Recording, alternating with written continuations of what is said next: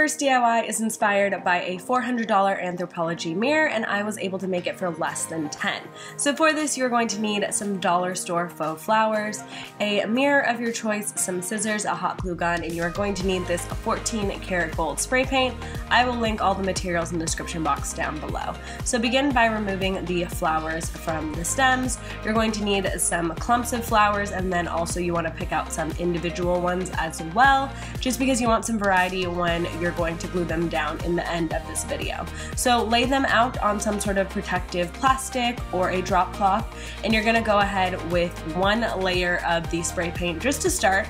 As you can see, I love this particular spray paint because it's extremely metallic, other than most gold spray paints that you buy. So that is what it looks like after the first coat, but we definitely want to go back in, flip some of those over, and do another 1 to 2 coats. You want these super metallic. It's going to make the DIY look a lot more expensive.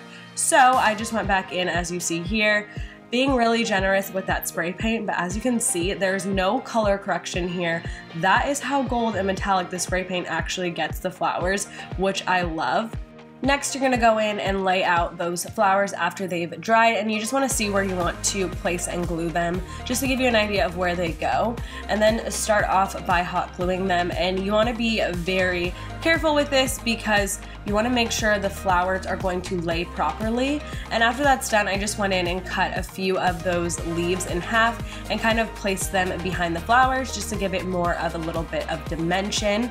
And then I went in at the top. As you see here, you can kind of tell some of the stems need to be glued in a certain way so the flowers will appear nicer from the front. That is all you have to do, and you are all done with your new mirror. I absolutely love the way this turned out. You would never believe that these are just like spray painted flowers.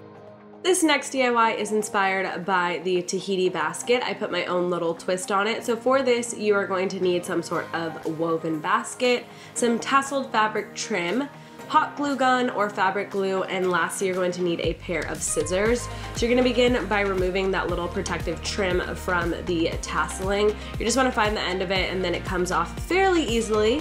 Then you are just going to take your hot glue and begin gluing this trim onto the basket. If you're using 3 colors, you want to start directly in the middle of the basket, just using hot glue and securing it all around the basket in a straight line. Once I got to the second strip, I realized it is a lot easier just to add the hot glue directly to the trim and then glue it down to the basket. It's just so much easier. So when you get to the end of each of the trim pieces, you want to just snip it off and secure it again down with a little small dollop of the hot glue. And now you are all done with your new Anthropologie inspired basket. I absolutely love the way this turned out. This yarn hanging is inspired by all of the little yarn hangings they always have all around the store. I absolutely love them, so I decided to make one. For this, you're going to need different sizes and textures and colors of yarn, a wood stick, and some scissors. So for this, you're pretty much just going to be really creative. So I started by making a thick braid with this a little bit on the thicker side yarn, and then I just went in with my different colors creating different things. So with this gray here, I made a looser braid, and then I just added a bunch of the rusty orange and did nothing to it. With the blue, I kind of tied knots all the way down, creating these little bubbles. Then I added more of the white and just left it hanging down.